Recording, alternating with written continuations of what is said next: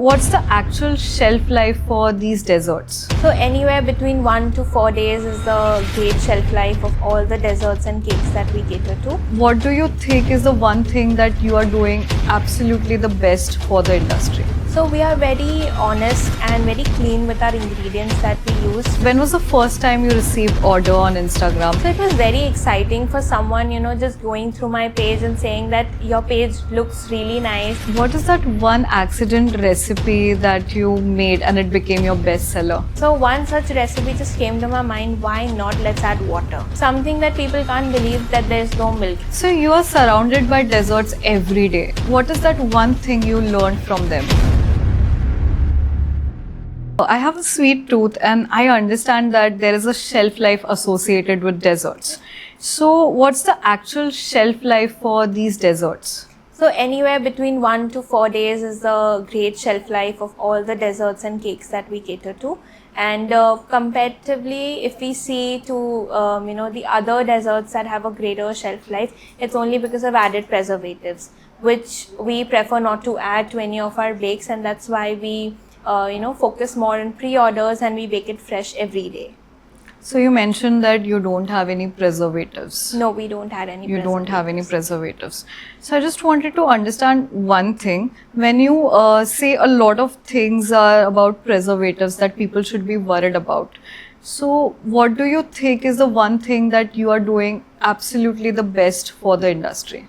So we are very honest and very clean with our ingredients that we use. We can source everything that's organically available. We try to build that trust with them. We also have launched guilt-free options wherein we have sugar-free, gluten-free cakes also available.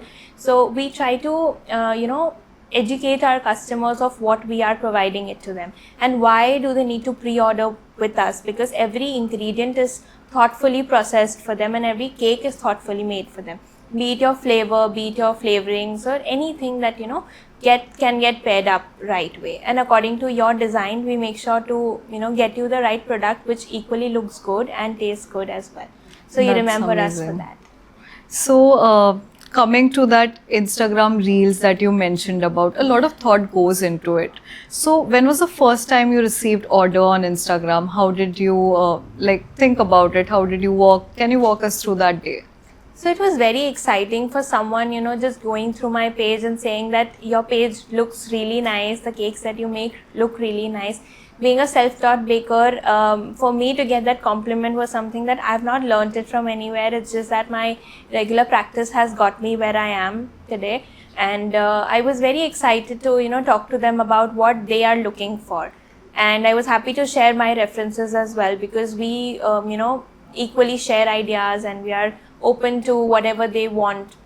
So some they come up with, I want a vintage cake, I want a ribbon added to it. So whatever as per their requirement, we try to add it to the cake and we make it look as better and taste as good equally. So. Okay. That's amazing. So coming to the vintage cake and a lot of customization that goes in. So when did you think about this thing that I'll customize it to that extent that one specific person will have that specific thing only? So how did you think about this should go? So was it a kind of marketing thing for your brand? So in the very beginning when I was, so all of this started since the COVID era. So people were very hesitant to order cakes from outside and the usual bakeries which usually have the basic cakes kept every day. So people don't have, the freedom to share their ideas of what they want on a cake. So they don't portray their story. But when I got a chance, people started trusting me, supporting me. So they come up with different ideas. Like some of them would say that I like to fight with my sister, so I like to fight with anybody. So can you make me a Tom and Jerry on the cake? Or then they will, be like, I want to write a message. So then we also make all of that. So we write some other quote on the cake, so for which they are very much happy when they get to see it. There's a cartoon design that we draw. Then there are, be it your floral designs, people who love flowers a bit more. So your cake that even looks like a bouquet is something that makes people even more happier that, these tiny details are being remembered for a lifetime and you are now bringing it towards a cake as well. You're not just going and buying a cake, you are putting in your thoughts and processes in it.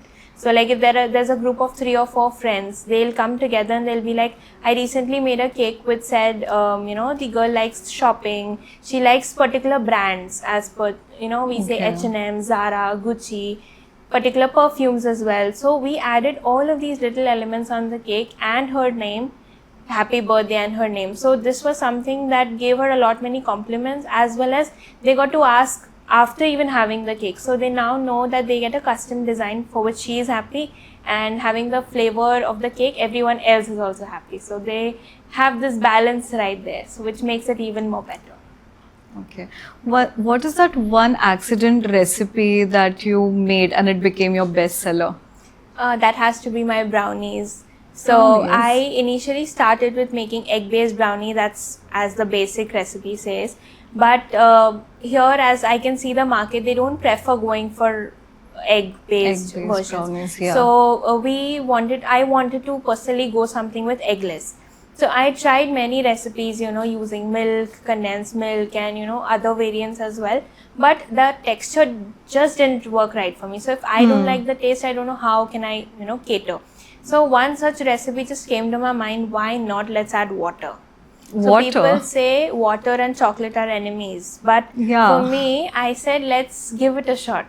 I just tried that recipe, and I will honestly tell you, I did not even check for the measurements. I made my measurements out of it to see how it works out, and that recipe is what I'm currently using, and it's something that people can't believe that there's no milk in it. I use butter though, but apart from that, there is no other milk constant in it. Actually, even I'm not able to. So I know little bit basics of baking, and from what I have experienced, it does not work well if you don't add milk. But this is something very interesting you told me today. I was But not using it in the right expecting that. technique, when we say baking is science and techniques, it's all about the game. So if you use it the right way, you get the right product. So you are surrounded by desserts every day. What is that one thing you learned from them?